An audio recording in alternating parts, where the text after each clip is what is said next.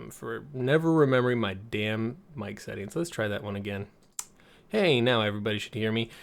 Greetings and welcome to this week's episode of the Pixel Crashers podcast where we discuss recent gaming news and stuff. I am Angelus de Mortiel, and hopefully Kev is able to be heard. Kev, are you there? No, it's not. Of course it's not, because that would be easy, wouldn't it? Fuck. How about you broke it? Okay, there's Kev. Fortunately, you broke it! We have achieved Kev in the podcast, so that's good. We still have not achieved updating Kev's banner to saying I charge banshees. Yeah, that's right. God damn it. Discrimination is real. You know, you have to remind me, like, when I'm not prepping for the podcast for that. That probably... Yeah.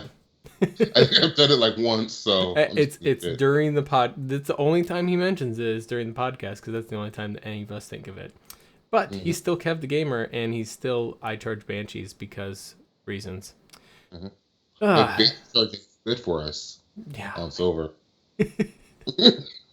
I love how Kev thinks that he never gets insta-grabbed by the banshees. It's. Do you have video evidence of me getting insta-grabbed by the banshee? I actually think I do.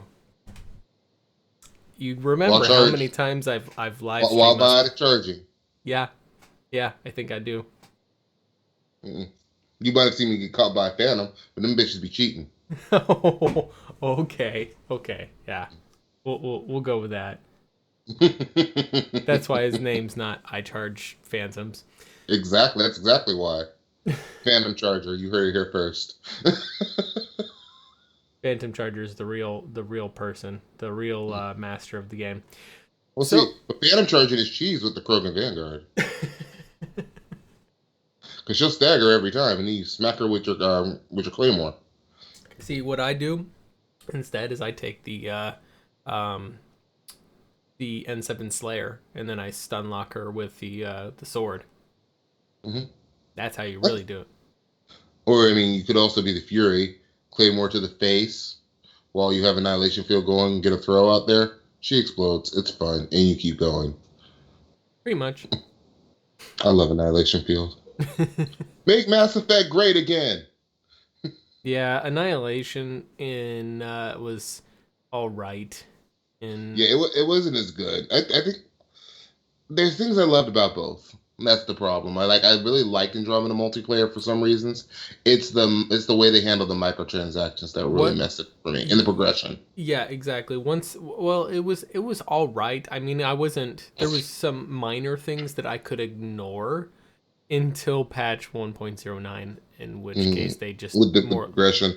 They just broke the progression and made it just a grind fest. And at that point, I was like, all right, yeah, I see the point of what you're doing here. Which is funny because Destiny and Warframe are grind fest. We don't complain about those games. Well, we don't complain about our game. We complain about the other. The thing is that Mass Effect was my game.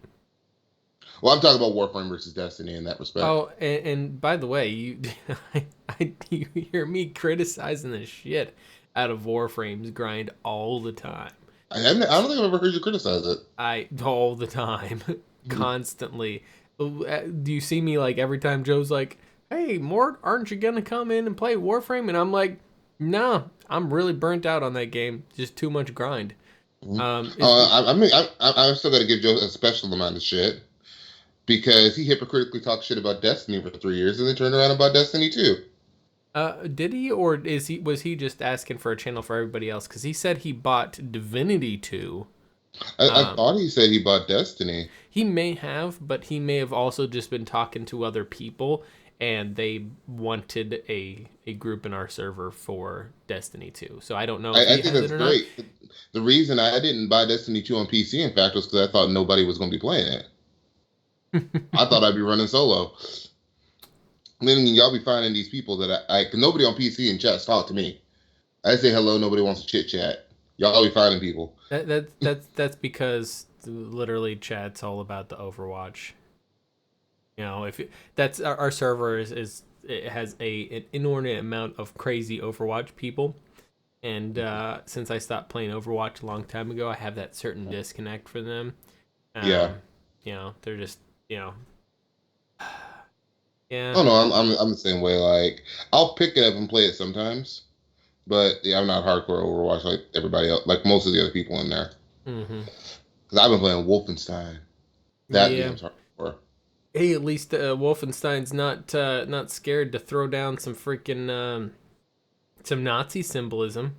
Oh yeah, Unlike, un- Wolfenstein's a bit out there though. Like there's spoil light spoiler, not major spoiler. Um, BJ in the first game meets with this chick. They're together, whatever, part of the resistance, and she gets pregnant. So she spends the whole second game pregnant. At the end of the game, though, you see her doing combat rolls and combat slides, throwing out grenades. She's out here shooting Nazis, 9 months pregnant. right? Takes her shirt off and everything and blows up a bunch of Nazis. I'm like, y'all really did not give a fuck. Tits out, covered blood and everything. Yep. Last like 30 minutes of the game. Let's be honest.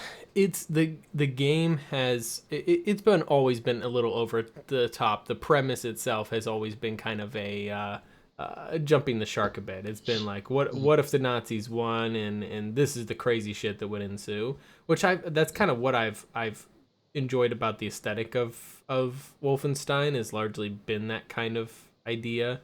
Is it's unrealistic idea because obviously it did not happen, but it's still it's fun. You just go and Mm. you get to play the modern day Inglorious Bastards, or well, I guess future day Inglorious Bastards, and kill some Nazis. Nazis! Um, in any case, though, you have so one of the things that I did notice though, speaking of killing Nazis, is the Call of Duty World War II that came out. The Mm-hmm. multiplayer has all Nazi Yeah, all the symbolism swastikas and removed. shit. Yeah, which is ridiculous. I, I always thought that there was something very inherently funny about that, but I know why they did it is because of all the political nonsense going on around Nazis nowadays. Because you know how the Nazis got offended by Wolfenstein. Yep, and it's like Well, uh, you're fucking Nazis. Get over it. well, no, the thing is, I don't think it's necessary. Well, that might be part of it, but I think part of it is that right now Nazis are a unpopular thing, right? So they kind of they kind of have taken they've taken as much of it as they can and removed as much of the Nazi part of it from the multiplayer because let's be honest, that's really what most people play Call of Duty for, right? Is the multiplayer. I don't know. So, Looking at these Steam reviews, well, that's the everybody on there, like it's interesting. I can't find nothing on these on PC on Steam about the multiplayer experience for World War II. It's all campaign and zombies, a little bit of zombies. well, and that's what reviews can focus on more easily, because I think Well, no, that I'm talking about big user reviews. the and that's kind of weird too. Is that like let's be honest? I mean, I yeah, I played through campaign on I played through the whole campaign on Modern Warfare 3. Played through part of the campaign on Black Ops 2. Got bored. Um, played through Yeah, part of the COD campaign on campaigns are hit or Ghosts miss. Yeah, and got see, bored with the Ghosts. Ghost campaign was actually okay. It wasn't amazing, but it was, in my opinion, it was okay.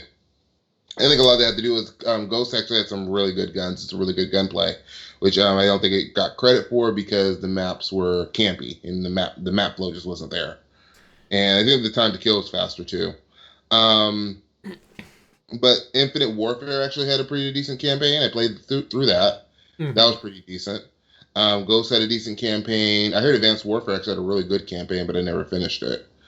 Uh, Was Advanced Warfare the one with Kevin Spacey in it?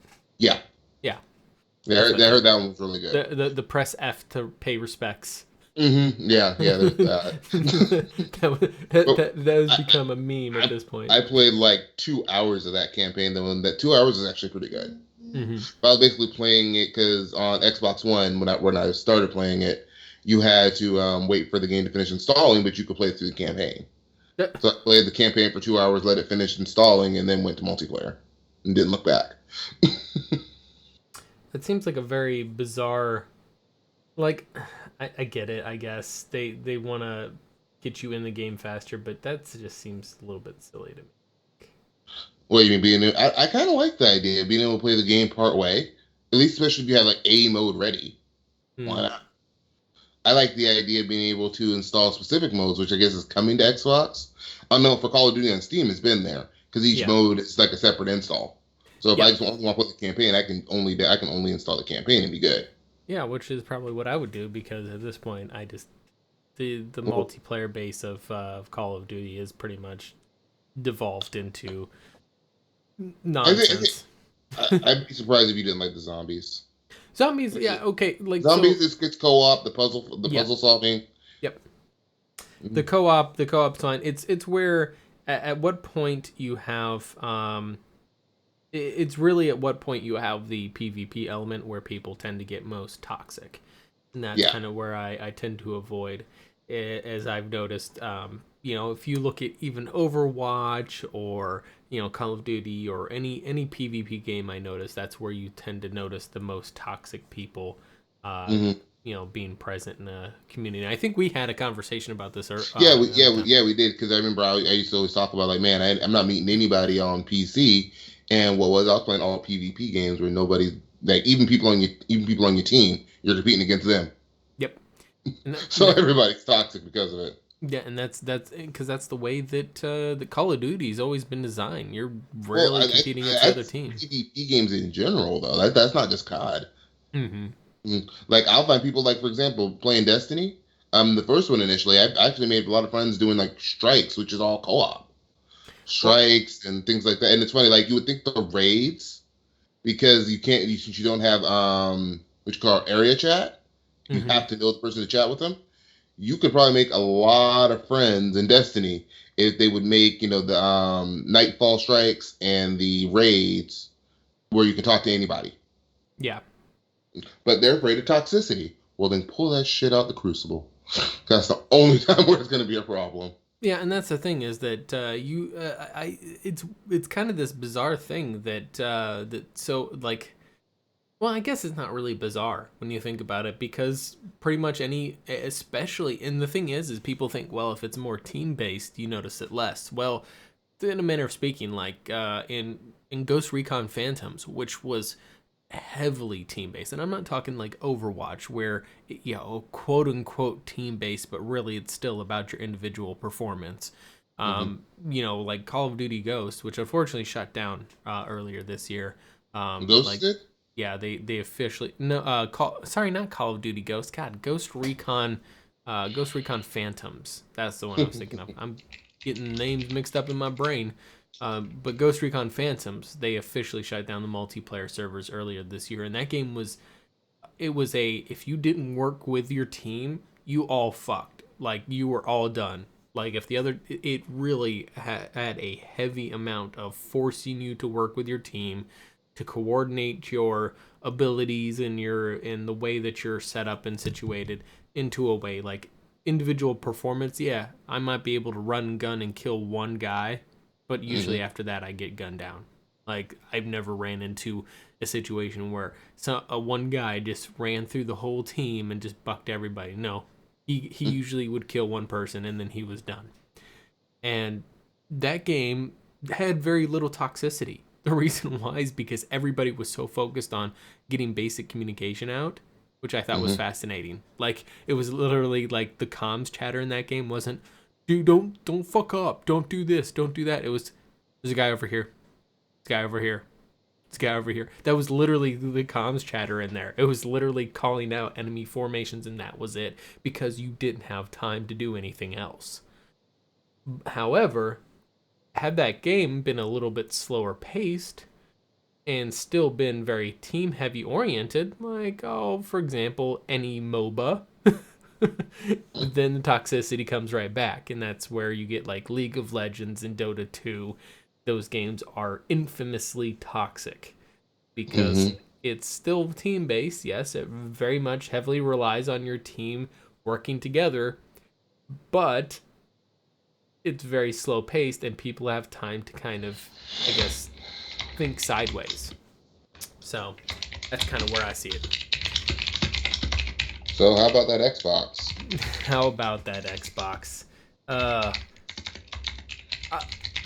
I kind of feel like that's something that we don't notice as much nowadays, is that people are talking about the new Xbox One X, right? And no one ever, they talk about like, should you buy it? And I noticed that rarely they actually ever properly give us a cost estimation of it, right? Like, it's $500 for the actual Xbox, and I totally see that, right? Um, I think that's a fair price. it is a fair price for a console. However, I think the problem that we run into with that pricing on there is that's not really the actual price. And that's where people get hung up and they kind of lose sight of things. Like, for example, so the thing is that, and I think you've even talked about this before. If you include that Blu-ray player, you cannot build a comparable PC, simply because Blu-ray players are expensive as fuck. So that right there. That's the console player argument. My argument is that Blu-ray players are irrelevant on PC. That's where I'm going. It's like, I mean, let's be honest. People on PC don't use optical media, so. Well, most people in general don't anymore. There was actually an analysis that I saw at one point, where someone was actually talking about the cost analysis and how game publishers have been like actually lowering costs drastically. And you're like, well, how is that? Well, it started around 2010, whenever the advent of digital media for consoles started to really take off, and then you really saw a push on the or transition on the PC end, where you saw almost all physical media disappear completely around 2010. Like, you could still find a couple of PC games on disc. I still find almost whatever I want. I think it's more or less just like just can't find, or something you can't find, like Mortal Kombat. Couldn't find it at all. Some of the Ubisoft titles, or EA is bold enough now, they'll just sell you a box with a code. Yeah, and that, because it's cheaper, and they've cut down all their. And I think that they do that for some console games too, don't they? Or they send you a box. No. If they did that, console players would lose their minds. Yeah, we'll say that. I mean, it's like, well, because they like trading in games. Yeah, that's true. They like trading in buying used games. That's why when they tried to do that with the Xbox One when it first came out, that's why it was such a big deal. Yeah, and the thing is I think that there is that kind of what's the right term I'm looking for? There's that kind of that drive for publishers to try to push the industry into the digital realm, right? Well, it benefits them. Only them, really. Because the thing is if publishers are able to make everything digital, all digital, no physical sales, at that point they can control the used game market. Yes, the game market could still exist on a digital platform. It would not be hard for you to reassign keys. But they won't. No, they have no problem with that. Here's the thing, is that they want their cut. The thing is like your secondary game market right now, the publishers don't get a cut of that, and that's the reason why they don't like it. If you gave them a cut of it, well, then in that case, they'd probably be okay with it. See, I don't know. I see it different, maybe just because I'm cynical towards the game industry. If they have full control over game pricing, they're not going to let you have anything. They're going to, you give them an inch, they take a mile. So games are going to stay $60, until a year and a while, they'll drop it down to 40. Look at something like Call of Duty, where Black Ops 2 is still like $60. I mean, let's talk about the Black DLC Ops 2 is 4 years old. Let's talk about the DLC for Mass Effect 3. That's another one. EA's bad. I mean, we all heard about what was about the rumor that went around about what the I forget the racist dude's name from BioWare. Manveer. Yep. And how he supposedly said, well, we already knew. EA thought EA only cares about money. And as long as you keep giving us microtransaction money, we don't give a fuck what you want. Yeah, Just keep feeding us money. off the Xbox topic, and we'll come back to that in a minute. Talking about that, since that was between our last podcast, that Manveer Air article, or where he talked to somebody from, I don't know if it was like Game Informer or something like that, and it's like it was this hilariously ironic article, and Kev, I know you saw me rant about it in the Discord, but I wanted to bring it up. Essentially, Manveer Air is kind of quasi interviewed by a Game Informer guy, more like he has an exchange with him or something like that, and he just quotes what Manveer Air is saying, essentially that open world games are all about the monetization possibilities, and it's like all the stuff he's saying in this article is stuff that we all know. It's common knowledge. There's no shock or anything there. Like, yeah, it's exactly what we already know. And then he's like, I've seen someone spend $15,000 on microtransactions. He never said that he saw that while he was working in a capacity at Bioware, because he was a level designer. He should not be seeing what people are buying, because that would be on EA's side. EA is the one that manages the purchases. No, he saw someone purchase it in an informal capacity. As in, I've seen people spend thousands on microtransactions before myself. Yeah, it does happen. They're called whales. Yeah, that's what, or dolphins, or whatever they want to call them. Versions. Yeah. But the thing is that, like literally nothing in that article was something that he had to offer as an insider at BioWare when he worked there. So what it looks like, from my perspective, kind of looking at it critically, is whatever publication that published it posted it literally so that they could have a headline that said ex Bioware employee says this. Oh yeah, they totally turned into clickbait. Yeah, so essentially they're criticizing open world games for being a cash grab while they're attempting to cash grab. It was like hilarious irony. Like, I'm still not quite sure how open world games are a cash grab unless they're going to try to pull a Shadow of War on us. so it's not necessarily open world. It's the kind of open world MMO looter shooters that you see as Destiny. a common trend. Yeah, it's like your Destinies, your Warframes, your Divisions, and now I'm gonna call it almost certainly Anthem is gonna be another open world grindy shooter with everybody's already expecting it. Yeah, it's going to be another looter shooter. Everybody saw the potential of money that Destiny's making, which is kind of funny too, because then you look at Destiny. Oh, you get paint jobs and emotes. Well, Destiny 1 had no micro. Oh no, didn't they add? They added it for emotes toward the end. Gotcha. But Destiny 2 people are trying to make it, on some COD shit, because COD is terrible at this. The last few, and I think it's going to be that way for this new one too. That they say it's not. You microtransactions for for guns. And some of the best guns, especially in Black Ops 3 in particular, are the DLC guns, the ones that you can only buy off RNG. Because that makes sense, right? I don't know why. I think we might be having a little bit of stuttering issues on the stream there. I'm gonna try to tweak it to see if we can get it better. Anyway, yeah, so I don't know. I think that my issue with microtransactions isn't microtransactions themselves. It's like, for example, with the majority of Warframe's microtransactions, because let's be honest, that game is microtransacted out the ass. There's like every form of free to play monetization is in that game. They've literally shotgunned everything they possibly could. The thing is that it's the only ones that I have a problem with are the actual RNG loot box systems, because they're gambling and they should be regulated as gambling. That's literally the only problem that I ever have. If you have, ESRB said it's not.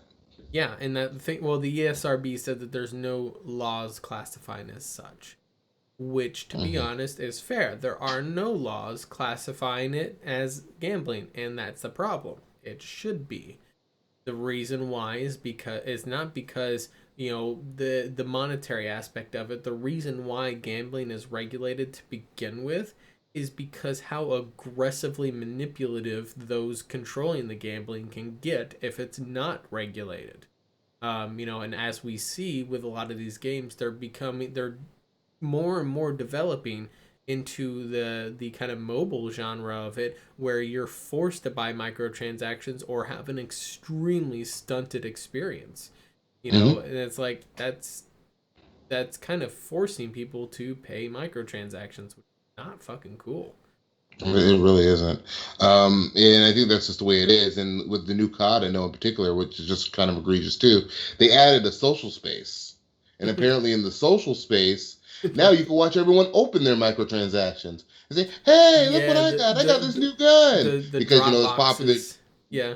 Well, yeah, because it's popular, with the box and openings on YouTube. So now they're adding it to the game. Yep. To make people want to buy these. And that's the thing, is that it's all the psychological game. Whenever you actually break it down and look at what they're doing, the sights, the sounds, the whole experience of it is all designed to just make you want to do it more. It's designed to get in your pockets. Yeah. Take your cheeks. And for a normal person, they can say, man, that looks tempting. And a normal person can say, yeah, but you know what? I'll pass. I'm okay. I don't really have the free funds to do that, or either I don't really see the value in that. They can be tempted, but at the same time make the logical decisions to say no. Mm-hmm. Conversely, a person with a mental disorder like a gambling addiction don't have that same freedom of choice, and that's, I think, part of the problem. And innovative. How goes it? Yeah. I'm so innovative. I don't know if that name is kind of a self-fulfilling prophecy, because by calling yourself innovative, are you innovative? Apple says they're innovative. Anyway, question of the universe.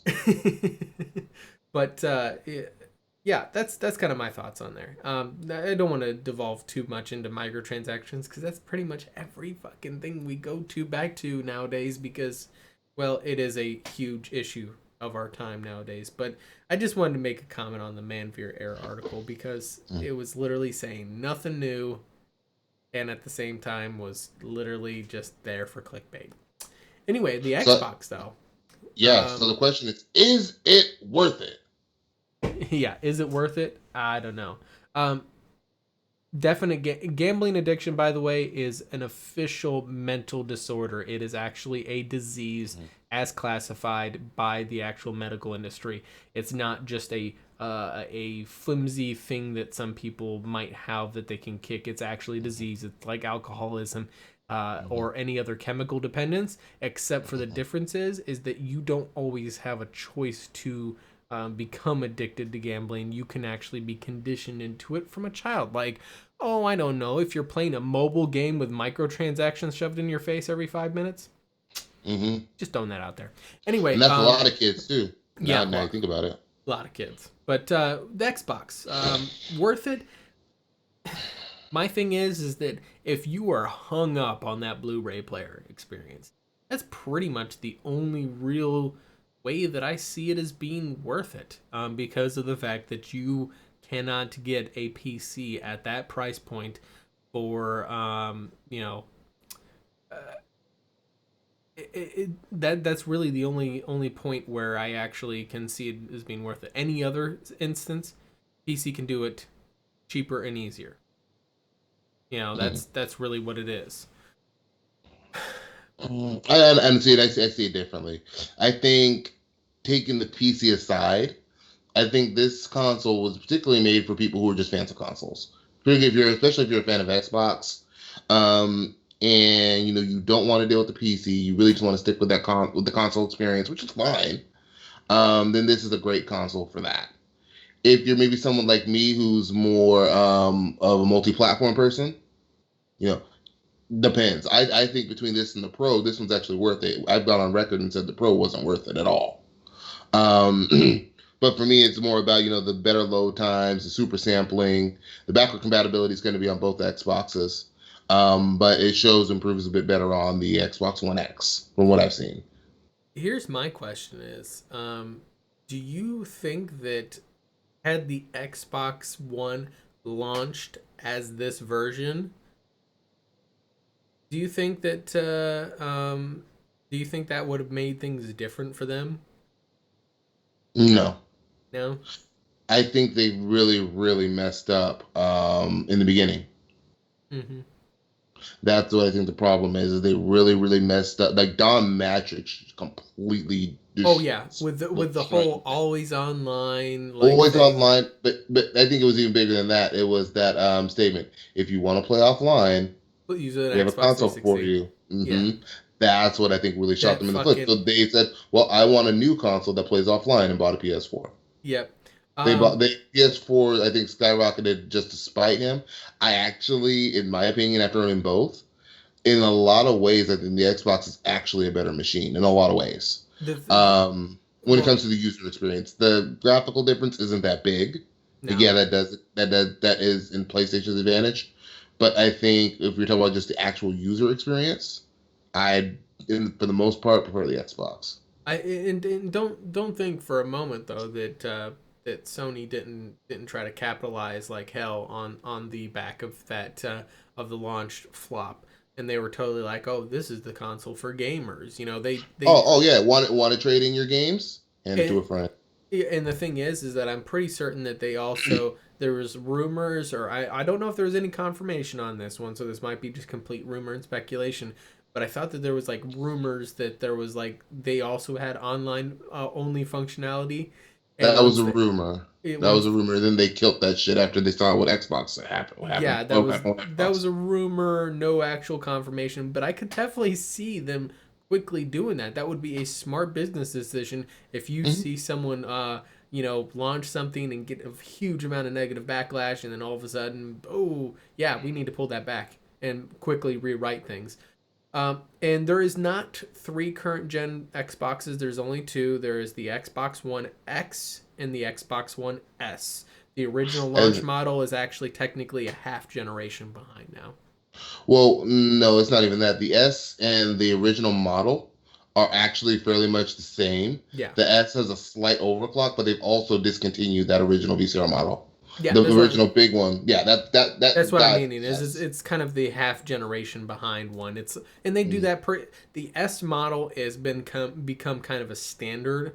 You know, the Xbox 360 had the Xbox 360s. You know, they also had what was it, the E or something like that. They actually had two Yeah, refreshes. the E actually no, they had four because the E came out right after the Xbox One did, and it's a Yeah, super cheap 60. they launched them side by side, didn't they? No, it came out like a month later. Oh, okay. But yeah, so there's that one. And I mean, slim models have been a thing for years. Going back, I think as far as the original PlayStation had like two Yep, slim models. yep. They did. But the PlayStation 2, when they came out with the slim, was the first time I saw. They just said, okay, this is the official model. We're done with the old one. Yeah, Within the PlayStation 2 was the first time I saw that. yeah. I remember the PS1, which was like it was like That was like their second or third revision. yeah, that was like I think the third revision, and that the guy was super tiny.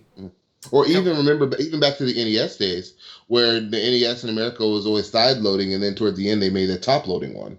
oh, That that was more like the Japanese version. no, that was the Famicom. So Oh, they had one in America too. yeah, well, essentially what it is that you had the Famicom, which was originally released in Europe and Asia, and then you had the actual NES that was released in America, and the Famicom was always a top loader, and the actual I think the controller might have been slightly different too. It's been a while. They look different, but they eventually did do a top loading Yeah, NES. and there is a rare to find, and they actually tend to be very expensive on a used market like on eBay or Oh whatever. yeah, Is finding nowadays the you saw top like in loader. the NES days all the time. Yeah.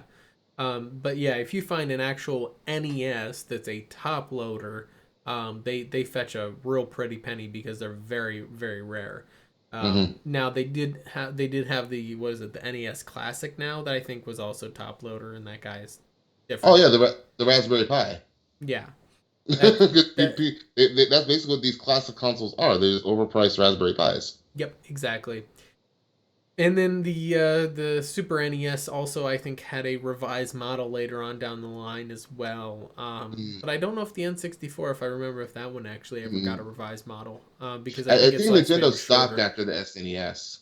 Yeah, but yeah, so the model differentiations that now the major difference is when you look at the different revisions of the 360, there were minor hardware tweaks, like there were hardware vendor changes that actually did have minor effects on performance. It mostly was cooling. That like you had the Jasper model that was like considered the best or whatever, or reliable, I should say, but otherwise they pretty much ran the same. This is the first time that we've actually seen model like both consoles actually have a secondary console series that is a higher performance model. And I Um, mean, and let's talk performance too. Cool, we talk performance. We're not talking frame rates. For the most part, the frame rates are going to be the same. yeah. They're going to stay. The Xbox One X stabilizes the frame rate. The same with the PS4 Pro does. It stabilizes the frame rate. The difference is, and this is probably why they're talking about it too. They're going to stabilize it and just upscale the games to 4K basically, or Some they're going to bump cases. it up to native 4K. Yeah, yeah. Well, So yeah, it's up to the developer. yeah, But I know for Microsoft games, that's the plan. yeah. So I've seen a mixture of it. I've seen some cases where they're saying like some games are going to be native 4K. Almost all of those native 4K games are going to be running at 30 frames per second while they're at 4K. They'll also have some HDR functions in there as well. Like for example, the Gears of War 4 will have a native 4K 30 frames per second HDR option, but it I runs think at Gears is 30. 60. Huh? Because I Nope. know the original Gears is a They 60. now what they're doing with this refresh on here is they're actually giving you either have a performance mode or what is it, Visual mode. visual mode, and the visual mode is the 4K HDR 30 frames per second. Performance is probably something like 1080p, 60 frames per second type of thing, which I Mm-hmm. actually think that that's a good mode for consoles to have. It Mm-hmm. doesn't give them the granularity that the PC has for changing settings, but it's something, right? At least Right, gives them the exactly. option to run at 60 frames per second. Right, and actually, I hope that that's what developers decide to do because you see the outcry for these new consoles, the Pro also, where people have been on the fence. People that want the 60 frames per second, people that just want the 4K. They give us the option, especially say in a single player game, maybe in multiplayer, where I can maybe see the difference, for Yep. some people. But in single player, let the people have what they want. And from what I can see, that's happening on some games, not all. Yeah, no, and there's some games that are just they're running at 1080p, upscaling to 4K. There's some games that are running at like 1800p and doing checker box upscaling and so on and so forth. You'll see varying differentiations because it's all about what the developer does. That's Hmm. really what you'll see on there. And the thing is that no matter what you do, the performance of a game is always going to be inferior to PC.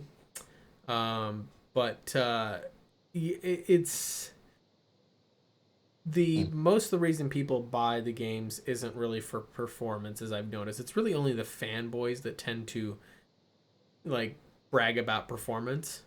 Have you noticed Hmm. that, right? Like actual console gamers, like people actually playing the game, they don't notice frames Hmm. per second. They don't notice that sort of thing. Well, I don't think it's that they don't notice. They go to where the games they like are. Yeah. Like, especially going back to playing more consoles as of late, especially on PS4. What I find that a lot of the reason people play PS4 is because they like all the games that Sony puts out. Yeah. That's most they just like Sony's games, and even that point to the Xbox community, a lot of them, that's where their friends are. It's more of a social thing, and some of them really, love Gears or they love Halo or they love Forza too. Yeah, and that's truthfully, I think that's really where it's at is that you have this dichotomy of now the social platform on there. I think that the reason why Microsoft has looked so weak on the sales of Xbox is because of the fact that their social platform, their gaming platform, all of it has been almost completely opened up to the PC at this point. You You know, think like, PC players are really using Xbox Live? well, no, I'm I saying don't. like I can talk to people. I'm, you know, like there's some people that I occasionally message on Xbox Live, Hmm. and it's very rare. Most of the people I know are on one of the more established PC gaming platforms like GOG or Steam or Discord or whatever. But the Hmm. fact is that I have that option. I no longer need an Xbox in order to communicate with people on Xbox. Hmm. Furthermore, I don't have to pay for Xbox Live Gold to communicate with people on Xbox. Hmm. That honestly to me is just like that That's burns. garbage. Yeah, that's garbage. Like That's like how you put all the games on PC and say, "Oh yeah, you don't have to pay for online either. We're going to yeah, give you all of the benefits of having the Xbox without the Xbox." yeah, exactly. Well, it's because they're desperately trying to appeal to a well entrenched PC market where they have really failed to gain any market hold. Like I know. as far as a distribution platform, like we've had Microsoft made PC games that have been Like fine. Age of Empires for years. Yeah, but if you look at the actual platform, like games for Windows was a horrible failure. Hmm. You Well, know so is that this Xbox One games on Windows 10. yeah Though the I Windows 10 think they storage could is improve this though. The way yeah. to improve this, curate it like you do consoles. Hmm. People and some people are going to see that as a bad thing. Some people, but the people that are maybe on the fence, maybe they have the money for a PC and they're just afraid of all the bullshit that can potentially come with PC or the bullshit that they hear about. If you get this, hey, you can get all the same games on PC from Microsoft and it's curated, designed to work, all the features, free online, all that. But but you don't have to do any of the work, and Microsoft maybe tries all that in the back end. I think that could be a good thing. Do you But really they want to have to know get what it I right. think that Microsoft should really do? Just cut the console pretense and just make essentially what amounts to a Steam box, but you can use your Xbox front end UI. Just make it a Windows 10 computer, that you put together for a reasonable price, like that $500 price point, whatever. And you make a PC that has like the Xbox UI and sell it to the living room console audience. That's Get basically the, what the Xbox One X is. That's what the the Xbox One Well, is. the thing is I can't. I don't have the ability to get behind the Xbox UI though. Right? That's Yeah, I don't think they're gonna let you do that. yeah. The thing is, I'm talking an actual PC that like essentially what a Steam most of the Alienware Alpha I guess is probably the best example I can use as a Hmm. comparison where it's a Windows 10 PC. It's just a PC. It's got a pretty container that it's all contained in. It looks nice in the living room, which is really honestly one of the selling points of a console. Is my PC would not fucking work in the living room. It's large, it's Hmm. gaudy, it has flashing lights all over it, shit that you don't necessarily want in your average person's living room, right? Hmm. Um, Whereas something like an Xbox or a PlayStation, they're subdued, they're minimalist, there's not a whole lot of bling and flash to them. That's because they're meant to be in the living room, right? Hmm. And I think that if and that's kind of what the Alienware Alpha did, is it kind of made itself a little bit more living room friendly. And I think that if we had a similar Microsoft actually put their hardware um, prowess, their console like Xbox manufacturing prowess into making a Alienware Alpha like PC that instead of auto loading to Steam Big Picture, it instead loaded to the Xbox UI Big Picture. Same thing, Hmm. different skin, and then It's you it would sounds like what you want is a way to get to have the flexibility of having an actual PC yeah is on the console. essentially it bridge just take that one they're on the precipice of literally they're still trying to desperately cling to this idea that consoles are not PCs. Just drop the pretense, just make it a Hmm. PC and then like have it auto launch into that Xbox full screen. But if you really want, you can close or minimize that and then go to it and have a normal PC experience. Hell, wouldn't it be fucking interesting if Windows 10, they've got the tablet mode, right? That is a touchscreen friendly version of Windows 10 that you can switch to on a lot of your 2-in-1 devices. Imagine if there was a gaming mode. There is a gaming mode in Windows 10, but not what I'm meaning. I'm meaning as in tablet mode and gaming mode. Gaming mode changes it to be a controller or remote friendly version of Windows 10. Okay.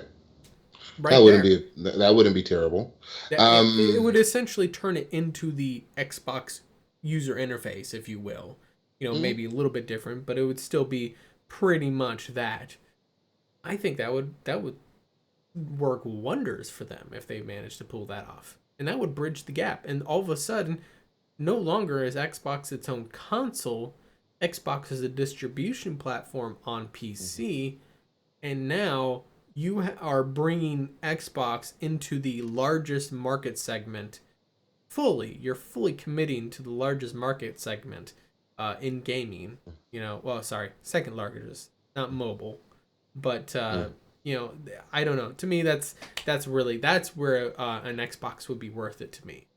Yeah, Is see where I'm with you. Where and I get what you're saying. I think that's what makes it appealing to, I think, more of a PC player. But a PC player isn't going to buy an Xbox anyway, for the most part. Especially when they can get all the same games on their PC anyway. if you sold For the most part, if like you sold I'd me. I'd buy an Xbox, but Mhm. that's only because I know the game. For the most part, Microsoft-based games are just going to work.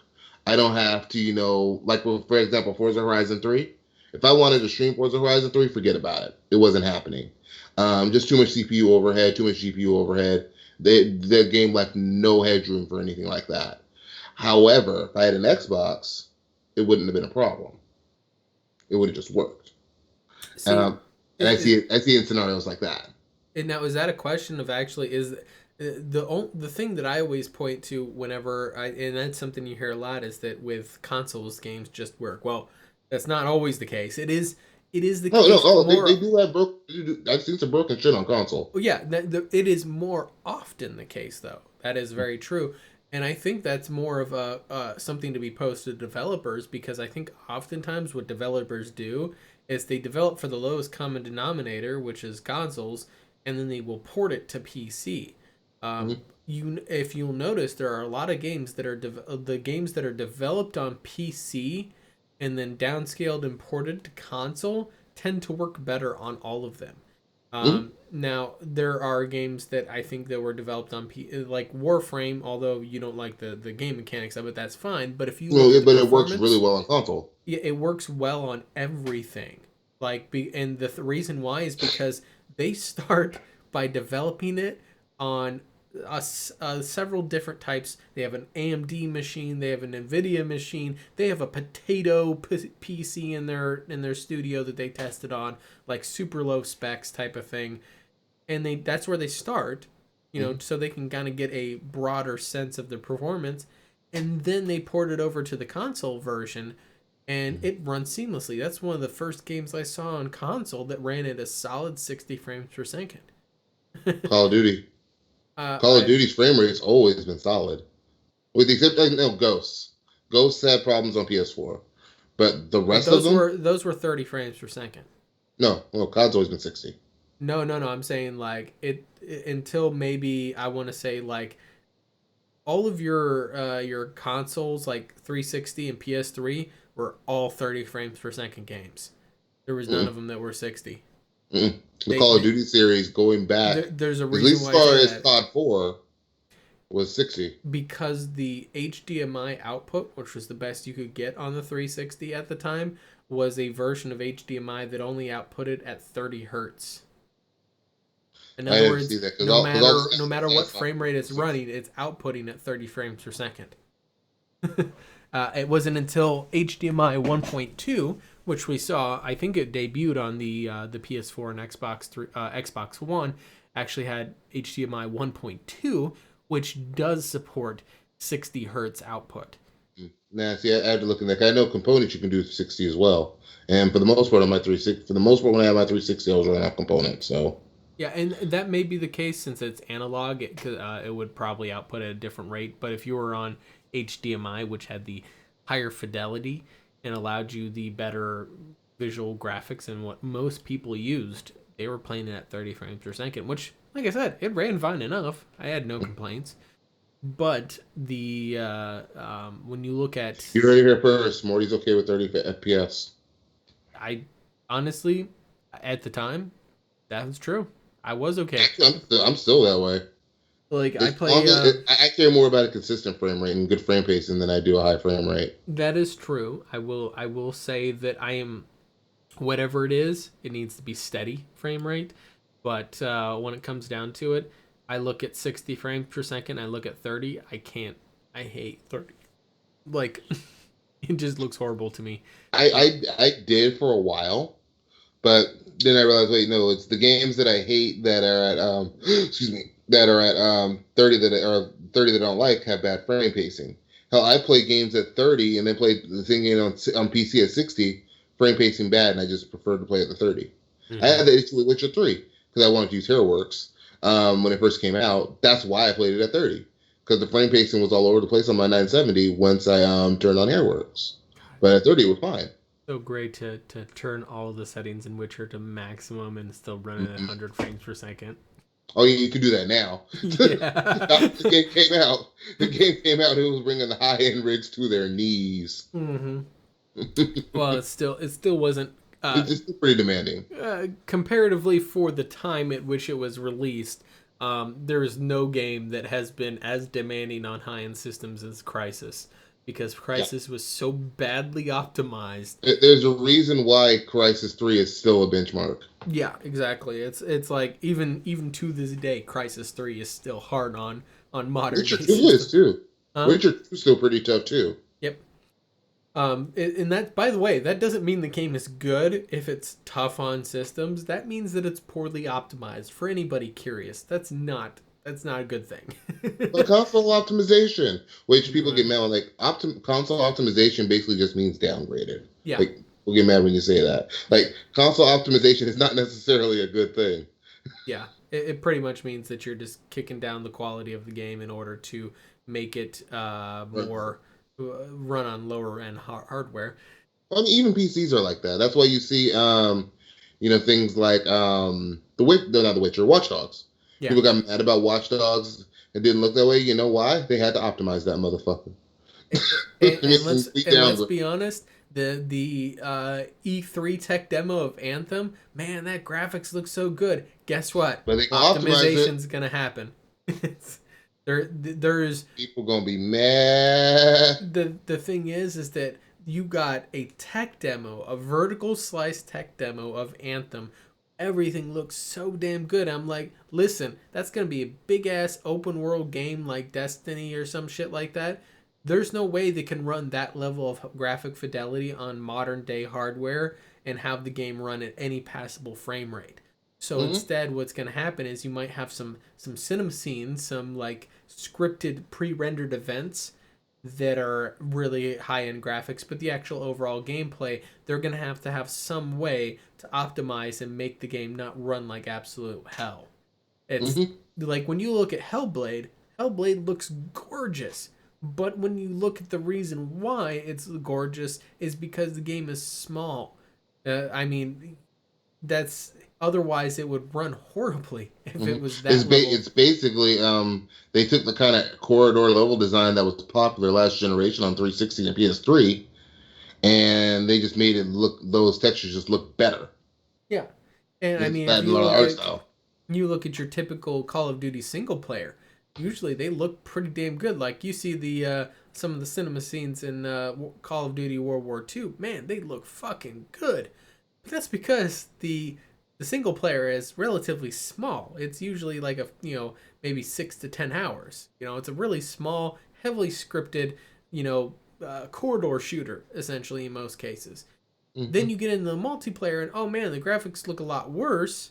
They still might look okay, but they're a lot worse than the single player simply because the single player is not designed for aesthetics. It's designed for higher performance because it's competitive multiplayer. And that's not necessarily the console's fault. That's just the way that game design is set up. Like you can't have everything. You have to find your balance of Do you want it to look good? Do you want it to play good? You know, like how much stuff do you want in it? Do you want to shove in fucking RNG loot box gambling bullshit like every AAA game nowadays? Mm-hmm. And I mean, like, COD was on there early too because they were doing it. The first one I saw was Advanced Warfare. Oh yeah, I know. That's what they started it like midway into Advanced Warfare. But I mean, for the most part, I agree with you. You know, there are games, Dragon Age Inquisition, the multiplayer I think is one of those cases where the multiplayer looks just as good as the single player. No, it doesn't. You don't think so? So when I first had the game, right? So I first had the game, that 650 GT or the GTX 650 Ti boost, right? To me, the single player and multiplayer look the same because I'm running at medium settings, right? Right. When I cranked that bitch to ultra, because that's the first game I turned on when I got my 970. I cranked it on. Went to multiplayer. I'm like, man, this looks amazing. Yeah, it I looks go good. and then I go to single player. I'm like, this still looks amazing because I played all the DLC on the 970.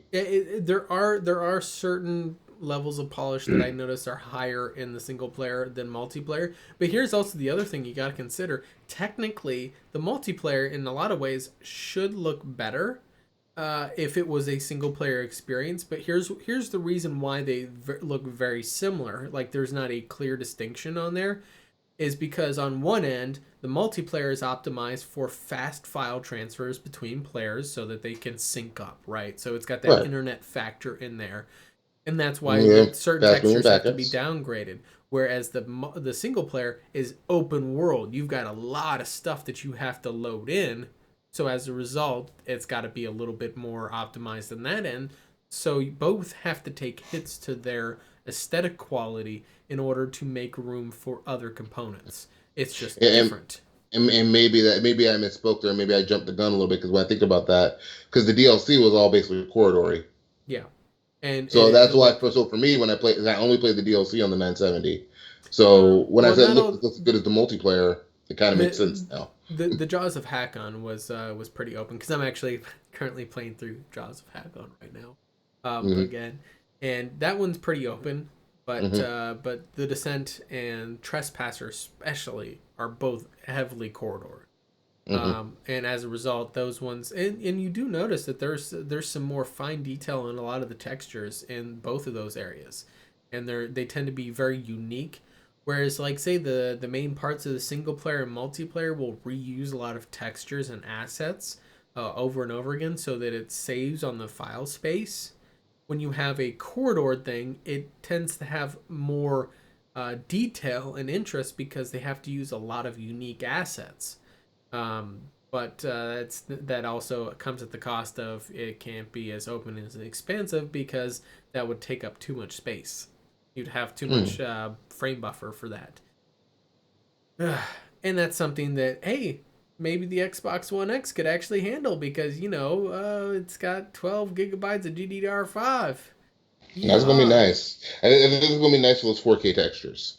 Yeah, that's really where that VRAM comes in, is those 4K textures. I'm still not sure whether or not the GPU can handle throughput at really high levels for a lot of those demanding games, but and that's why they have now they're using the term Xbox One X enhanced.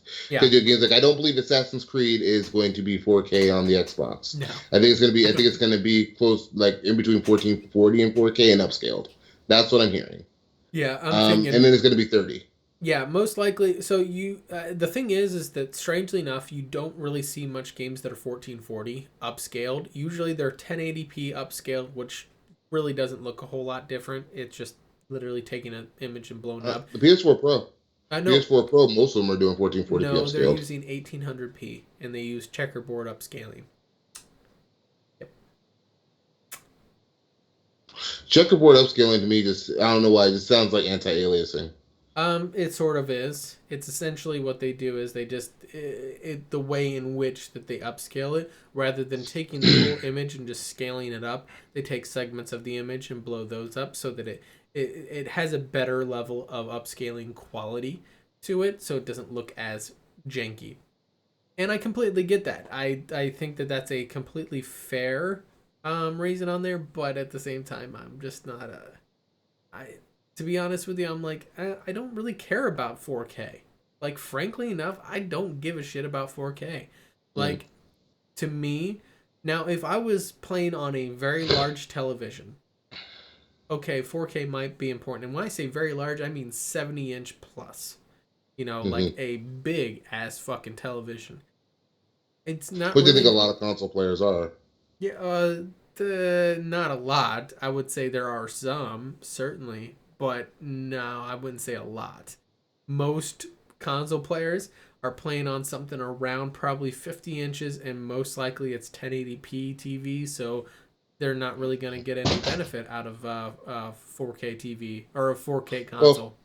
they'll still get super sampling, and I Yeah. think the other benefits of the X might be nice too, like the faster load times, especially because you're not allowed to swap out and put an SSD in your Xbox. You Yeah. avoid the warranty, So first thing on there is and that they make it trying to find Nessie. the It's just hard. the You ain't getting in there. the load times are negligibly different, by the way. Are they? Yeah, there's really not much difference.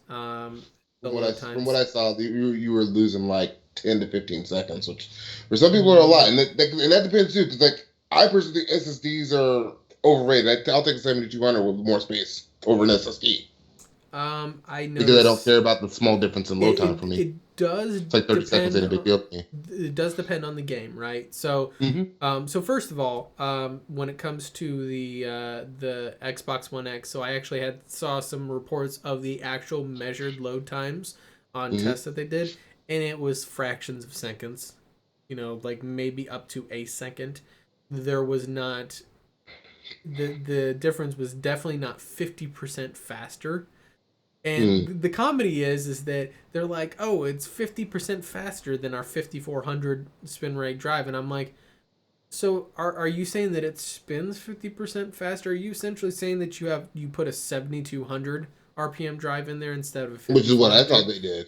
Yeah, like that's what it sounds like they've done. And it's like in that case that's not 50% faster. You can't math. That's 25% faster. And I admit to not mathing. Yeah, but in any case, though, that also does not translate to loading 50% faster. That means that the drive spins faster. It does load faster, but not the speed of the drive spinning does not have a direct correlation to the percentage of speed in which files are loaded from the computer. Like if the drive is 50% faster, files do not load 50% faster. That's not the way it works. It's if a drive spins 50% faster, you might see a 10% speed increase on how fast files load.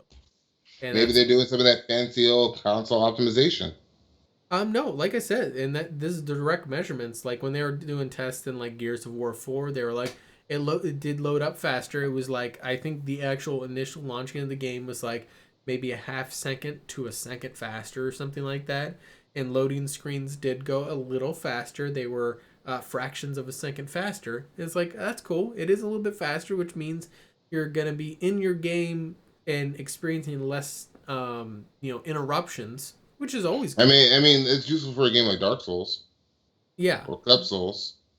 Uh, here's my thing is that from having experience with at least two different forms of SSD, I have both a SATA SSD in my computer and an M2 SSD in my computer. I can say there is a significant, and I also have a 5400 RPM drive, a 4 terabyte drive in my computer as well.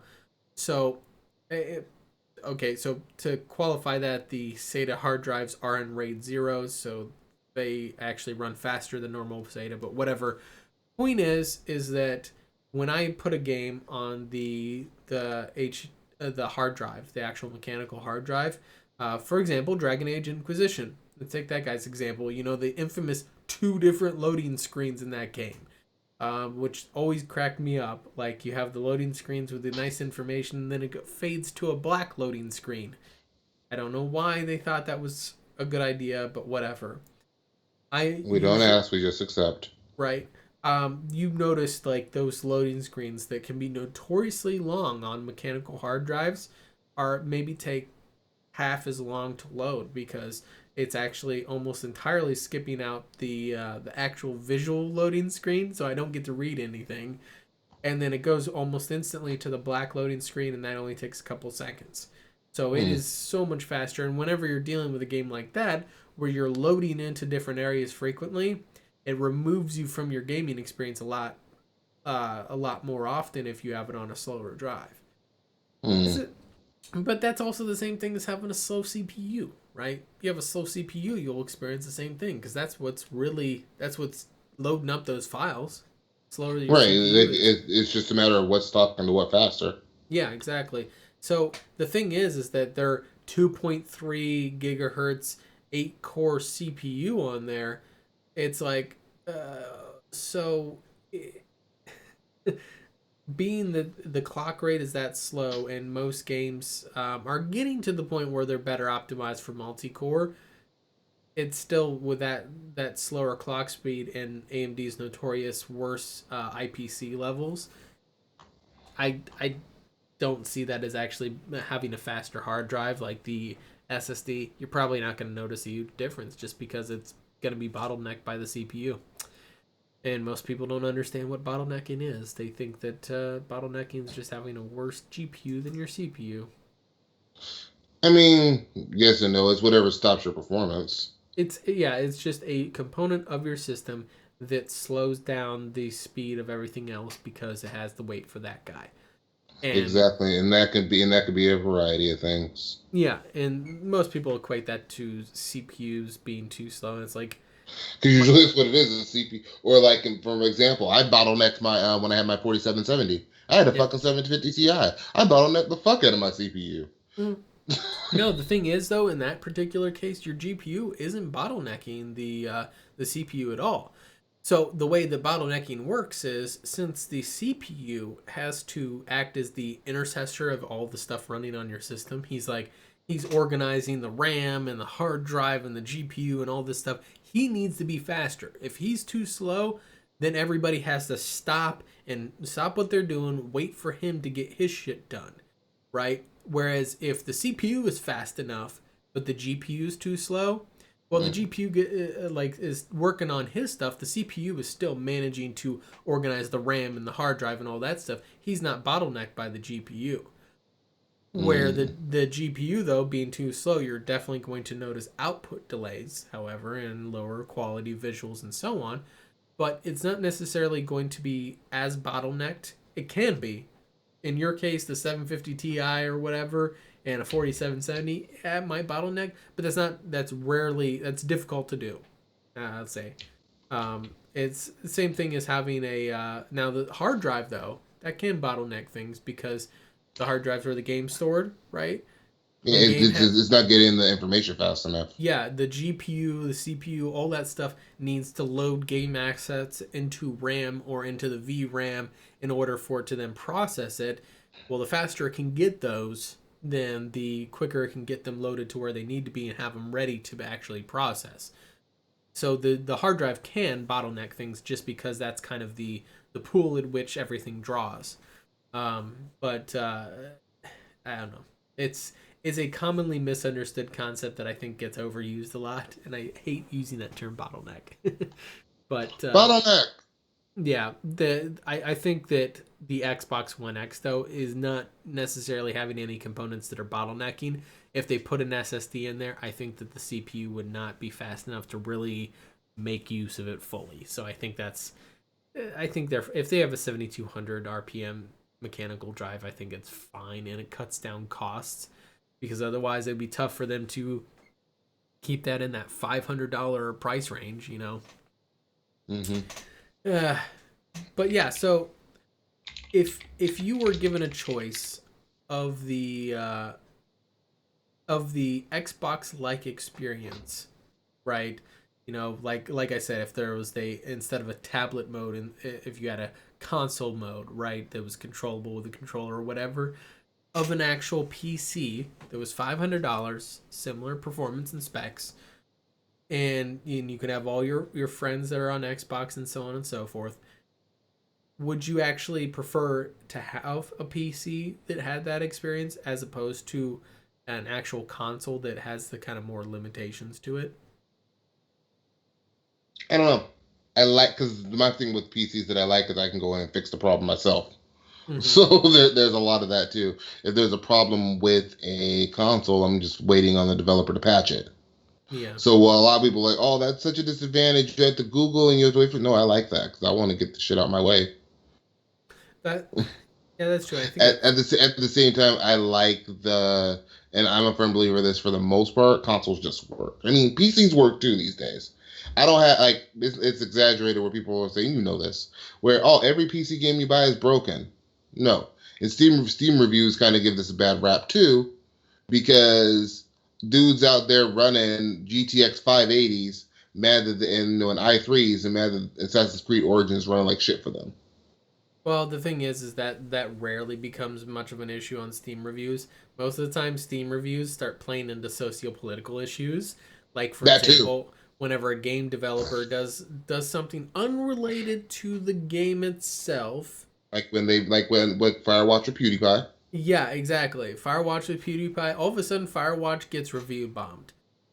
Same thing. Now, there are other things that are not necessarily visible to the player to judge their experience.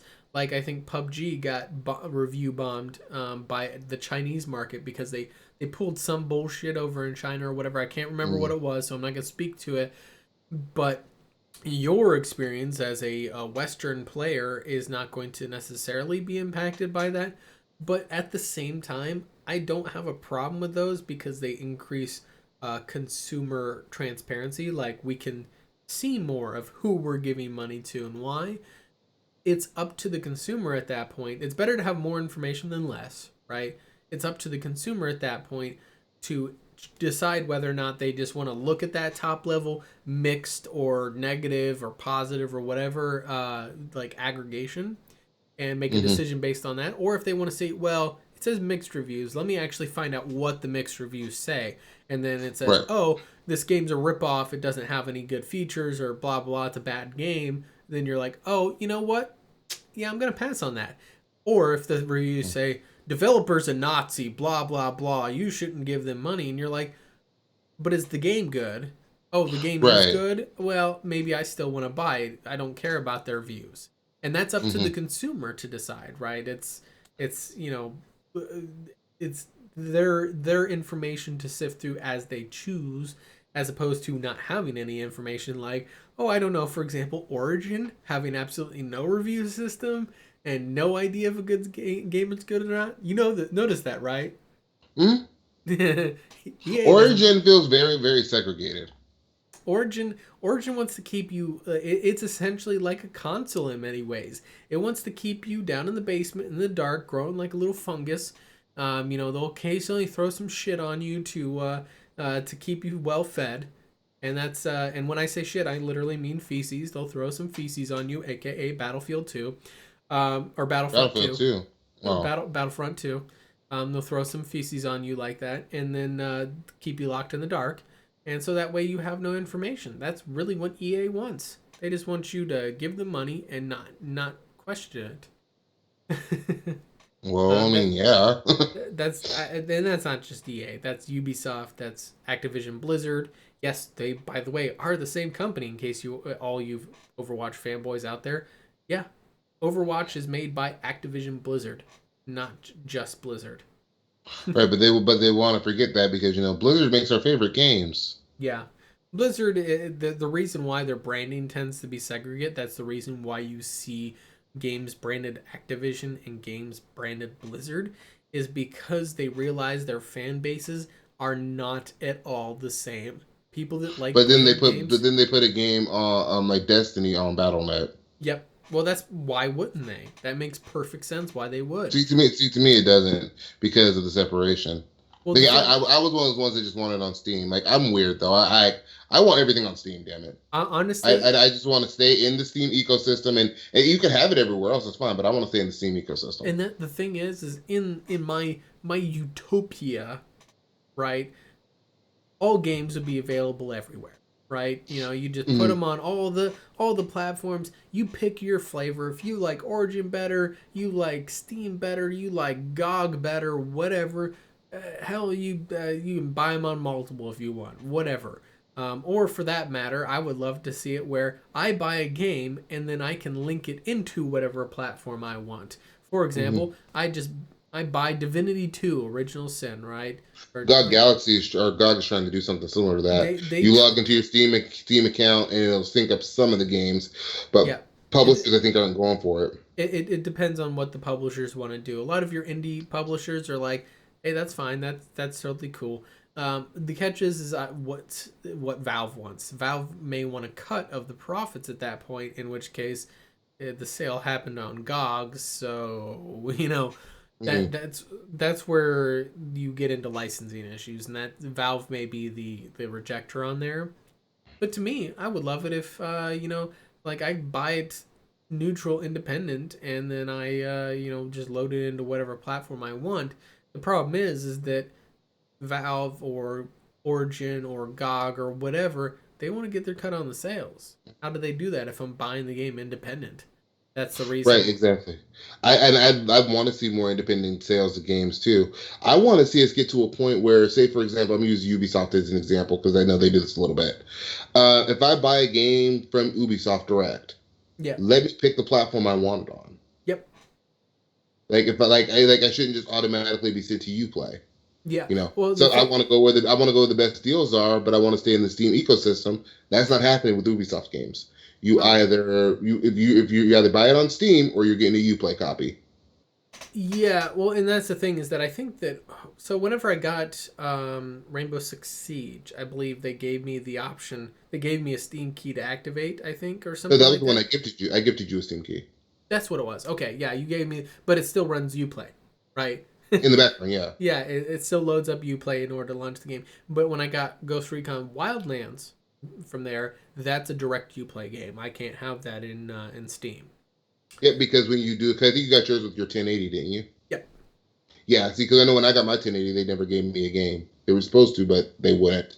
I had to fight for it because I didn't buy it from one of the approved channels, but I pestered. Yeah, that was my thing. I pestered them, and they just wouldn't budge. Yeah, like mine was Super Biz, and I pestered them about it in a very polite but very sinister way, I guess you could say. And then they were like, "Oh yeah, here's the code for it." And I'm like, "You motherfuckers! I know for a fact you fucking were keeping those keys. You were gonna try to activate them or something, or you're gonna try to sell them somewhere else." G2A. G2A, right? You fucking. Well, the thing is, how would they do that? Why would they not give you that damn key? Because from what I understand, those keys are provisional. You have to have a 1080 hooked up to GeForce in order to be able to activate those keys. I think that was coming. I don't know if that ever actually came to fruition though. I knew it was coming. With the GTX 1080 one at least, that one at least, I saw a lot of people saying that they thought it was bullshit that they had to have they had to activate it on a computer that had that 1080 plugged into it. They couldn't activate it elsewhere or something like that. Yeah, you can't give it to your friends. Like I actually agree with that. Like if I don't want those two games, let's say for example, I'll use an example. Mass Effect came out right after. If I had a friend about a 1080, hey, he got Mass Effect with his, I got say For Honor with mine, and we both want each other's game. Why can't we trade? Or say he bought like a 1060 or something. At that point, I would just call you're a fucking asshole for trying to trade him. Like, Mass Effect Andromeda was an average game. I'm saying that. I'm saying at launch. At launch, when we didn't know better. Oh no! What I'm saying is, Mass Effect Andromeda was an average game. For Honor was a bad game. So I actually really like For Honor. My problem with For Honor was the servers. The servers, the lack of content. It was essentially at launch not unlike your what's this, the asymmetric Monster Hunter running simulator game, Evolve. Yeah, it was kind of like Evolve to me. It was a good tech demo, but it really wasn't fully fleshed out. It was not a good game. It was. I liked it. I don't know. Like I said, it had a good idea. It's kind of like Evolve. I thought Evolve had a great idea, but it was not implemented right. It was only half baked. It was not ready for prime time. I hope they come out with another For Honor. I do too. I hope that they kind I of hope do they get it what, right. for example, Titanfall was also another game that the first game was kind of half baked. They didn't quite flesh everything out, but Titanfall 2 came out. And And a Titanfall fucking 2 was home really run. good, and Yeah. then they destroyed it with putting it out a week before Battlefield 1. And Yeah. oh no, put it out between Call of Duty and Battlefield. Yeah, that's what it was. And then they're mad that it didn't sell well. I wonder why. But That game needs to be released in March. yeah, but the thing is that they like the actual developers Respawn, they fucking knocked it out of the park with the second one. They listened to customer feedback. They went back to the drawing board and they did things right. And that's really what I think that they should do with with if they come out with a For Honor 2, they need to review the customer feedback, go back to the drawing board and do things right. You know, the way they kind of handled it to me, it was just like the game had this brilliant idea that just fell flat. Mm-hmm. But yeah, I agree. I totally agree. but yeah. So in that regard, though, that's we always get sidetracked off of our actual topic that we're talking about. But But the thing is, though, is that I still feel like that, and I'm gonna kind of roll this into our final thoughts on here. I still feel like that the consoles kind of would do better, or at least the Xbox would do better if they just embrace the fact that they're trying to be a PC without actually being a PC. They just need to take a step back and say, why are we trying to prevent from stop from being a PC? It's a because larger market. I think a lot of console players actually let me rephrase that. I think the fanboys care. I don't think the actual console gamers are. They just want an affordable way to play their games. Exactly. And to them, they're like, okay, a console, it's relatively affordable. It's a couple $100. Yeah, I have to pay for online. Yeah, and the games might cost a little more. But I'm not paying upwards close to $1,000, which you don't have to pay $1,000. I'm just throwing that number. That's the marketing myth, right? Right. Yeah, I don't want to pay like $600, $700, $1,000. I can just pay $250 and get a console. Yeah, and the thing is, and I think that's where a lot of their heads are. I think that it boils down to accessibility. The whole idea of a console, the whole selling point of a console has been sold on this idea of accessibility. The price point is very accessible. The user interface and the way that you interact and bring up your games is very accessible, right? It's very easy for a person to use a console, whereas they've kind of painted PCs as being this complicated, complex thing. They're very expensive, and you have to be techie, and you have to understand a lot of jargon and stuff. And they're just complicated. It's kind of like in the PC, or nothing works, and you have to spend hours and days Google searching for effects. Yeah, rummaging through forum posts and YouTube videos. And that's kind of the way it's painted. It's kind of like the way that Linux is painted in the operating system world. When you hear Linux, you think, oh man, it's complicated. When really it's not. But that's the way that marketing has largely painted Linux in a way to kind of stunt its growth. The difference is that consoles have painted PCs as complicated and expensive as a way to try to not be shoved into oblivion, because consoles are the vast minority of the gaming space. It's like, I think worldwide, worldwide consoles are very much more minority. Even in the U.S., but yes, especially worldwide. In the U.S., I don't see it in the U.S. In the dominant, I want to see these numbers in the U.S. Dominant force is mobile gaming, 50% of the market share. PC is like 30%. 30 to 35%, and then the remaining percent is divided up amongst the consoles, all of the consoles. Okay, so I can see. I was thinking of consoles like as a whole. Yeah, no, I'm saying is like PS4 is definitely going to be a smaller market than probably PC. Yeah, well, like what I'm saying is that if it's 50% mobile, 35% PC, and then of that remaining 15%, say that 10% is PS4 is shared among the consoles. Yeah, 10% is PS4, 5% Xbox, 2.5% the Nintendo Switch, blah blah blah. So on and so forth. Obviously, the PS4 has the dominant market share of the console space, but that is a huge minority of the overall gaming industry. That's what most people realize. I still want to see. I still want to see these numbers in the U.S. because that's very surprising to me. Yeah. Well, I mean, even in the U.S., the reason why it's the same reason why PC is dominant, the same reason why mobile is so dominant is because while mobile is dominant because every fucking person in the U.S. and in most countries around the world have a smartphone nowadays. They have an iPhone, they have an Android, they have something that can play games, right? Mm-hmm. So that's the reason why. It's because of the ubiquity of smartphones. PC is similarly so dominant because while it's not as ubiquitous as it once was, maybe around I would say the mid 2000s, almost every household had a PC. Like I would say 2005 to 2010, almost every household in the US and most countries around the world had a PC. Now that's been declining because mobile has taken such a because a lot of people now are just like, oh, well, I just want to check Facebook and Twitter. I can just use my phone. Yeah, or your tablet or whatever. So in that regard, PC their market has shrunk, but it's not been taken up by consoles. It's been taken up by mobile. Whereas maybe before it was like 35%, like say 2007 to 2010, right? Or early days of the smartphones, right? Maybe it was more like 50% PC and 35% mobile. Now that's the mobile has grown and just taken that chunk out of PC directly. It's not affected really the consoles, and the consoles have not really affected the PC at all. Which is why free-to-play games also on PC seem to do so well too. Probably for the same reason they do well on mobile. It's like you get a free game, and then you can do microtransactions if you want to. Yeah, and there's a lot of, and the thing is that you debate about whether it's real gaming or not, but you still have a lot of your browser-based games that are still games. Just because they're not your type of games doesn't mean that they aren't games and they aren't making money in the gaming space.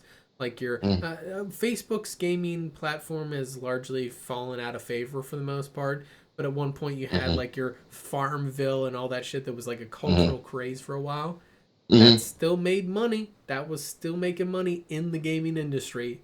Therefore, it's legitimate, I Depending on who you ask. Well, no, a lot of people get mad. Like, they're not real games. Zynga was a big dog in the industry for a long time, making some serious money off of those mobile games. But I'm not even surprised. Yeah, but anyway, my point is that PC is still the dominant gaming platform and has the potential to reach the most people. I personally think it would be smarter from a business standpoint for Microsoft to just, because they already have the dominance of the PC space. Like, the vast majority of computers out there are on Windows. Use that. And I think that, and it's like, and stop trying to force people into the Windows 10 store. I think that's horribly stifling their growth. Well, you think about it, they put those games on Steam and GOG. Well, the thing is that I know they won't. No, they won't, because the thing is that that's the same reason why all EA games are in Origin on PC. Because they don't want some of the money, they want all the money. Yeah, exactly. They don't want to have to pay a chunk of their profits off to Valve or off to CD Projekt Blue or whatever. They want to keep all of it themselves to increase their profit margins. And then you have to argue, how many customers are you losing by doing that? Look at something like Killer Instinct. That recently went to Steam, and a lot of people that, I'm interested in this game now because I don't want to deal with the Windows Store. Yeah, and the thing is that's a valuation that the corporation will have to do. For example, EA, they're launching their next big title, what's their Battlefront. They have Battlefront 2 will work. So when they're looking at Battlefront, they're looking at, okay, of our PC player base, we have some numbers projecting the PC sales. What's the amount of PC sales we would get off of Origins based upon historical sales versus if we added it to Steam, what it would do? And they would look at the 30% or whatever cut that they would lose to Steam, and they would say, look, most people have Origin that want to play our games, so we're not really going to lose enough to justify that loss in profit. and that's really what they do. It's kind of the same way that a lot of insurance companies look at the difference between recalls versus lawsuits. Do they recall an item, or do they just suck up the Deal with the lawsuits? lawsuit. And so whichever one costs less money. Yeah, exactly. That's the same thing they do, and I can't fault them for that. I fault corporations for a lot of stuff, for a lot of dirty practices. That's not really one of them, I guess.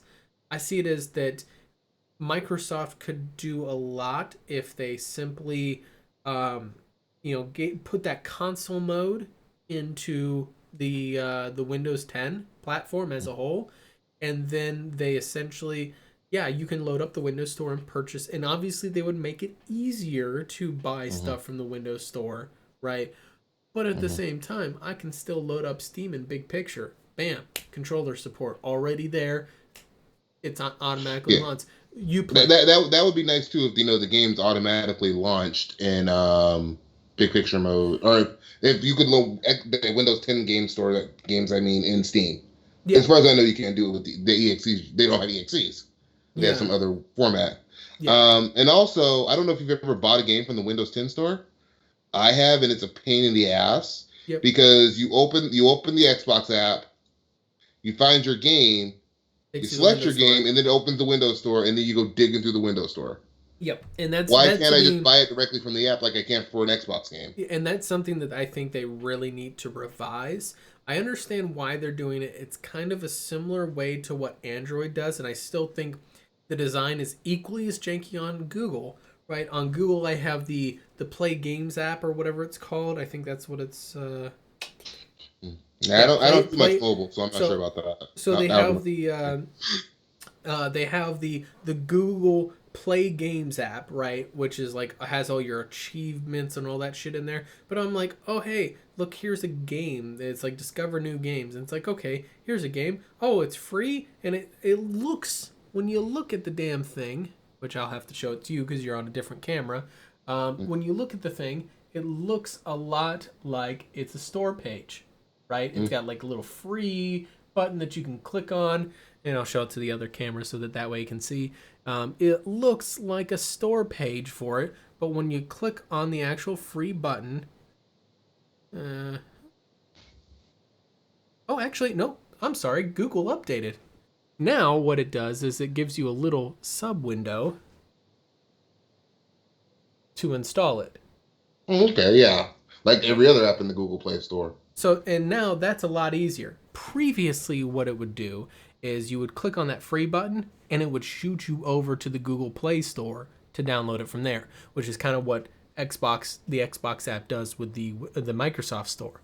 Is it would jump you over to the Microsoft Store in order to buy it, which to me was just horribly janky. And I hated that. Like, I thought it was so stupid that they would do that. And that's something they do need to revise. I think that if they did a console mode with Windows 10, that would kind of force them to do that. And I think that would be overall better. And that, I don't know. To me, and I get what you're saying too. I'm even like not even thinking just the console mode. I literally just want to do a Steam style. Click on the game. It takes me to a page within the within the Xbox app on Windows 10, and I just click and buy it. Instead, what they did is you just click and you go to the Windows 10 store to buy it. I don't want to deal with the Windows Store. Yeah. I don't want to go there. I don't care about the music, movies, and TV, the books, the apps. No, I just want to buy my game. If I just want a button where I can just click and buy the game. If they were really, really wanting to make things super awesome, they would do it where, like, how Windows 10 has the file selector where you try to open a media file, right? And it says, hey, do you want to use this app, this app, this app, or whatever? And it has a little checkbox for whatever. Huh? When they did that in the Xbox app? No. They do it like, for example, I'm trying to open a PDF file, right? And I have Microsoft what you want to open it with. Do you want to use Word? Do you want to use Adobe Acrobat? And it has a little checkbox, remember my choice. It would be awesome if on your start screen, right, you had your tiles, and you're like, oh, hey, I want to buy, I have this game on my computer. I want this game on my computer. I click on it. Do you want to install this with Steam? Do you want to use the Xbox app? Do you want to use GOG? Do you want to use Origin? Whatever. I love that. and you choose the one you want, and then it takes you to the store page of that app in order to purchase. That would be super awesome. I like that. And that literally makes it super quick and easy. Now, that assumes that it's on all platforms. So if it was like, say, a Steam exclusive, it might only give you Steam as an option, or if it's a EA game, it'll only give you Origin as an option or whatever. Right, and that goes back to what I was saying too about the idea of you buy it from the independent developer and then pick where you want it to go. The problem is that's probably unfortunately not going to happen because yes, it's not, because if Ubisoft can say, hey, I already got you here, you're just going to get it on my platform, deal with it. Well, and the thing is that with the independent downloads there, unfortunately, the problem that you run into is that all those guys would no longer make their cut, and then they would probably actually go out of business. And that would be the problem. Mm-hmm.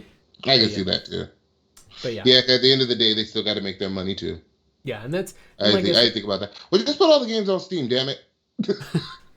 Like I said, all of them. I can't necessarily fault them for making a profit. I just think they need to do it ethically. In any case, Kev, go ahead and give your final thoughts here, so we can go ahead and get signed off for the day, and then stop ranting about the Xbox One X and how it should just be a piece. Xbox is the best box. You ponies, you PC elitists, and you Nintendo virgins need to go somewhere and just bow down to the Xbox greatness. Power, it's a real thing. Glory, glorious. Says the person who doesn't actually even own an Xbox. Facts. He owns a PS4 and a PC and calls people Sony ponies and PC Master elitists. And I'm trying to get my hands on a Switch.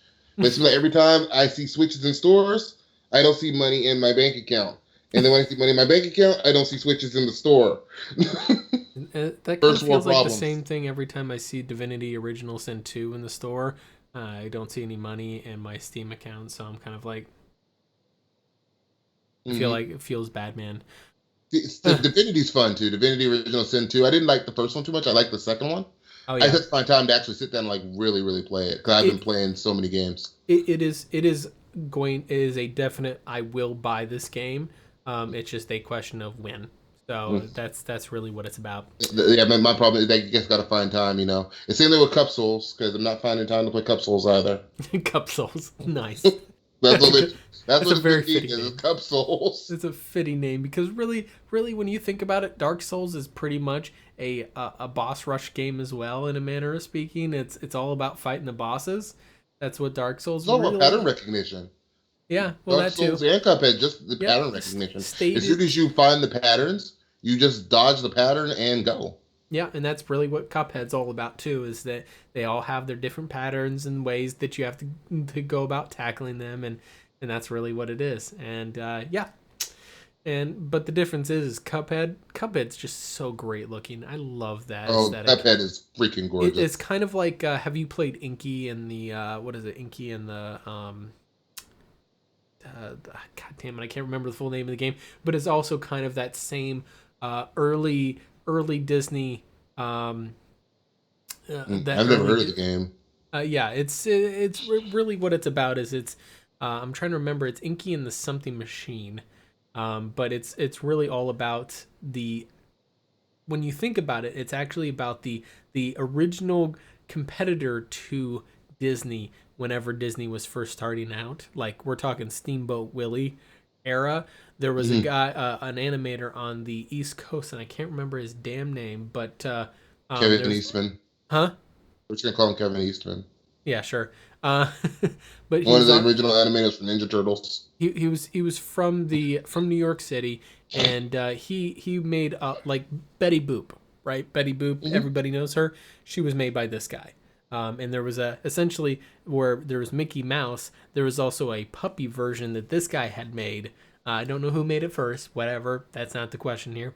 But essentially, Inky is about that other guy who his cartoons were considerably darker. Like, they were not the... Well, that's why you have Big Titty Betty. Yeah, well, there was Big Titty Betty, who was kind of, gothed out in her black dress and all that shit. There was also, like, there was some dark stuff in those cartoons, and I'm not talking about your typical like Looney Tunes beating people over the heads with hammers and shit. There was like a cult indoctrinating the one puppy guy in there. There's like with torture and shit. Like, but it was all like, oh yeah, we're doing it with fun music and everybody's bopping and dancing. And I'm like, this shit is fucked up. You guys are fucked up in the head. Like, what the hell is going on? Like, Final thoughts. Yeah, this is Final Thoughts, by the way. That Inky game is actually kind of, and it's kind of more of a it's an episodic game, so it came out in episodes, right? But it is a much darker game. It's a kind of a more horror-ish game, but it's got a lot of that same aesthetic, and like I said, it's kind of direct throwback to that original guy, and I can't remember his name. Anyway, that's Cuphead retro stuff. That's really cool. You guys should listen to more jazz. Jazz music is amazing, and I know there's so many people are going to be making jokes about that. Anyway, we're going to get signed off here for the week. Obviously, Xaiphen's in the chat like a little chump. He decided he wasn't available. So he was ducking us only to show up in the chat. Yeah. Well, obviously, he showed up at the end, which means that he just never I'm obviously not watching the chat. Yeah, that's you never do. Anyway, so obviously Xaiphen and Travis weren't able to be here today, but they should be back for the next episode, or else we'll chop their toes off. Well, I mean, at least Xaiphen told us. Yeah, at least Xaiphen told us. I don't know what happened to Travis. Did a surprise hurricane hit Florida? That's possible. Could have been an alligator ate him. So everybody just started... I'm not even. We know Travis is a bit of a ladies' man. Do you know that's what I'm blaming it all? So he could have been eaten by an alligator in the form of a woman. Mm-hmm. Yeah, those are all equally probable. In any case, we're going to open up. He cuddled up with some hottie. We're going to open up a donation, totally not for our own personal profit. A donation for Travis to save Travis.